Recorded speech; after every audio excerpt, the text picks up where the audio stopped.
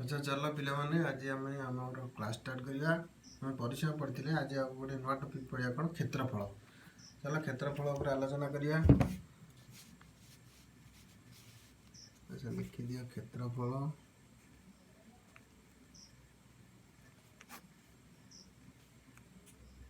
अच्छा पिला माने चित्रटा उठी नजर कर।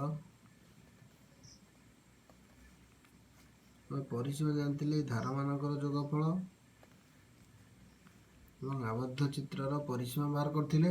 ঠিক সেମିତି ক্ষেত্রফଳ ମଧ୍ୟ আবদ্ধ ହେଇଥିବା ଦରକାର। ক্ষেত্রফଳ ମାନେ ଭିତର ଅଂଶ କ'ଣ କୁହାଯାଏ ক্ষেত্রফଳ। ବାହାର ଧାରକୁ କୁହାଯାଏ ପରିସୀମା ଏବଂ ଏ ଭିତର ଅଂଶ କ'ଣ କୁହାଯାଏ ক্ষেত্রফଳ।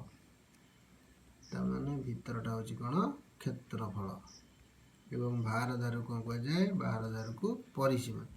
ଆଚ୍ଛା ପିଲାମାନେ ଦେଖ ଏଇପଟ ଯଦି ଛୋଟଟା ହେଉଛି ପ୍ରସ୍ଥ ଜାଣିଛନ୍ତି ଏବଂ ବଡ଼ଟା ହେଉଛି ଦୈର୍ଘ୍ୟ। ଆୟତ କ୍ଷେତ୍ରର କ୍ଷେତ୍ରଫଳ ତାମାନେ ଏଇ ଦୁଇଟାର କ'ଣ ଗୁଣଫଳ। ଦୈର୍ଘ୍ୟ ଗୁଣନ ପ୍ରସ୍ଥ ତାକୁ କେଉଁଥିରେ ପ୍ରକାଶ କରାଯିବ ବର୍ଗ ଏକକ।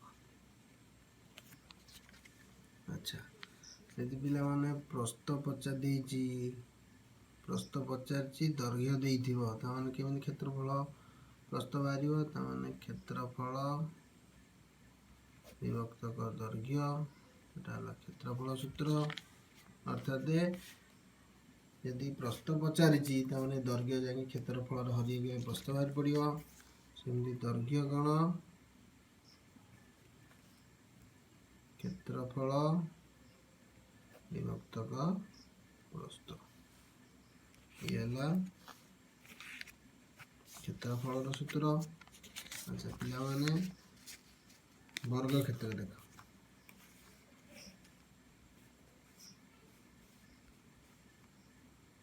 এটা ଗୋଟେ ବର୍ଗ କ୍ଷେତ୍ର।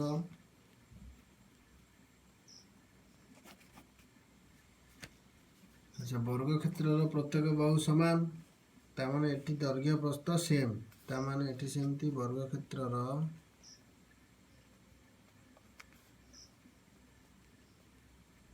ক্ষেত্রফল কোণ সেটি লেখা হচ্ছিল কোণ দৈর্ঘ্য গুণন প্রস্থ এটি কোণ লিখিয়া বাহু গুণন বাহু বর্গ একক। তার ବାକୁ ଲେଖିପାରିବା ବାହୁର ସ୍କୋୟାର ବା ବାହୁର ବର୍ଗ ବାହୁ ଗୁଣନ ବାହୁ।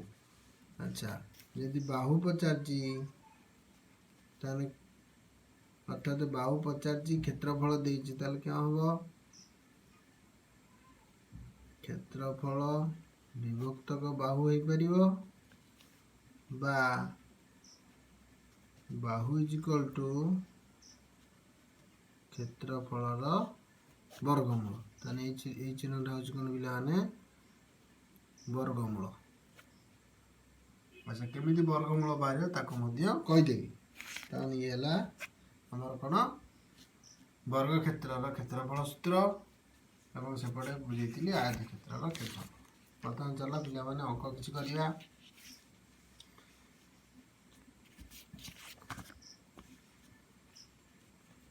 ଏକ ନମ୍ବର ଦେଇଛି ଆୟତ କ୍ଷେତ୍ରର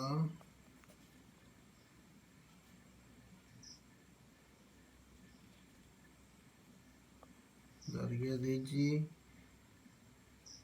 5 ମିଟର ପ୍ରସ୍ଥ ଦେଇଛି 3 ମିଟର କ୍ଷେତ୍ରଫଳ ତାହେଲେ କ୍ଷେତ୍ରଫଳ ପଚାରିଛି ତାମାନେ କ୍ଷେତ୍ରଫଳ କ'ଣ ଦୈର୍ଘ୍ୟ ଗୁଣନ ପ୍ରସ୍ଥ